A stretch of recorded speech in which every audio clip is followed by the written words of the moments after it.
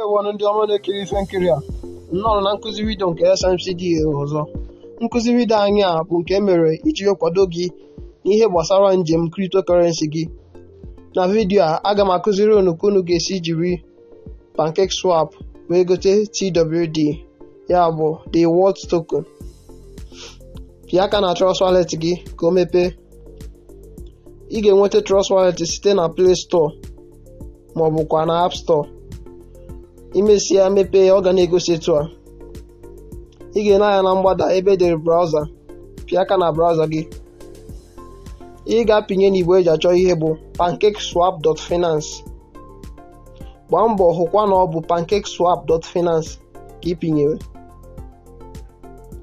Imesịa, ọ ga na-egosi etu a.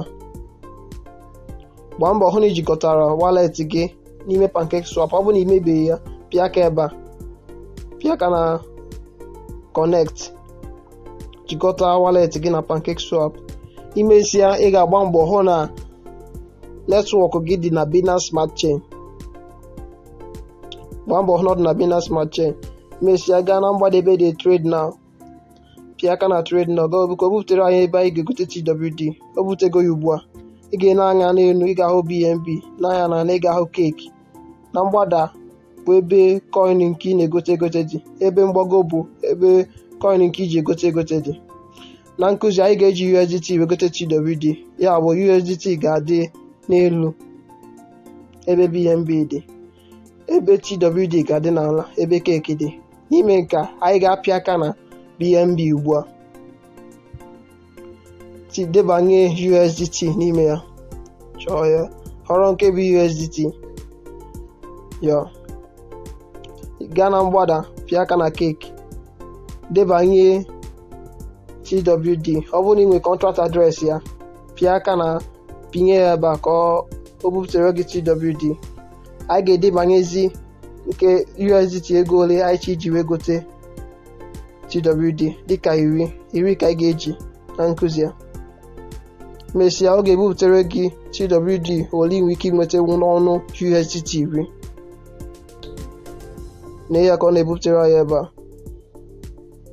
Imesịa, ị gaa na slippage tolerance. Coin dị iche iche nwechara slippage tolerance dị iche iche, mana TWD nwere slippage tolerance 8. Ọ bụrụ eche maka ị ga-esi atụgharị slippage tolerance, ị gaa na YouTube channel anyị gaa chọọ vidio ga-akụziri gị ya. Imesịa, ị gaa na ebe edere swap, pịa aka na confirm swap. Ọ ga-ebutere gị contract call, pịa aka na approve. Mesịa, ị nwee obere ndidi. Transaction submitted, ya bụ na TWD anyị gotere agago n'eziokwu. Ịchọkwa ịhụ receipt gị, pịa aka na view on BSC scan. Etu aka ị ga-esi gote TWD. Ọ bụrụkwa na ị chọrọ ire TWD gị, ile anya n'elite ebe a, ị ga-ihe erikọta, pịa aka na ya. TWD ga-agbago n'elu ebe USDT ga-aga n'ala. Ị ga-edebanyezi TWD nke ego ole iche igote, dịka 25%, 50%, ma ọ bụkwa 75%, ma ọ bụ fa niile. Na nkụzi, aga m ele 25% TWD nwere ebe a.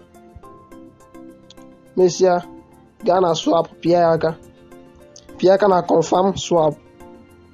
Ọ bụ ga-ebutere gị contract call, pịa aka na approve. Were obere ndidi. Transaction submitted. Anyị erego TWD anyị ugbu a. Ọ bụrụ eche ihe, pịa aka na V on Binance Smart Chain. Ugbu a, anyị ga-echighazi azụ na wallet anyị ka anyị hụ transaction niile anyị mere ugbu a n'ime wallet anyị. Pịa aka na TWD.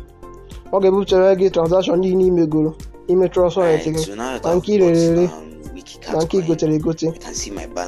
Etu aka ọ ga-adị. Subscribe na YouTube page anyị, like kwuo vidio anyị. Ọ bụrụ na ị nwere ka a ga-esi nyekwuru gị aka, mee ka anyị mata. Daalụ na ịnyere m na nkụzi vidio. Ka ọ dị na vidio anyị ọzọ.